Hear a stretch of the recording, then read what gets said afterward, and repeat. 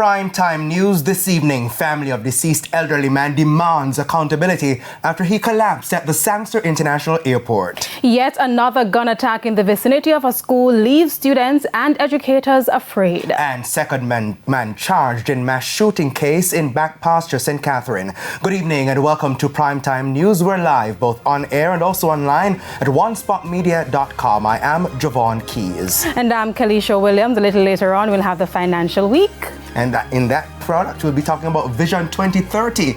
Is it still possible? We'll have those details. But standing by with a preview of what's to come in sports is Jordan Ford. Well, lots of football. The Reggae Boys are embarking on their match against Cuba in the CONCACAF Nations League. So that was slated to kick off at 7. So we're right at kickoff for that match. Of course, the Manning Cup and the Costa Cup seasons both kick off tomorrow as well. That and lots more in Primetime Sports Friday. Certainly looking forward to all that action. Yes, an exciting evening ahead. There's also sports commentary, E-Prime, and weather in this newscast. But before the break, the feedback question. And this evening we're asking, what is your assessment of the first week of back to school? You can share comments online, facebook.com/televisionjamaica, and post on X at TVJ News Center. Please stay with us. Primetime News returns right after this break.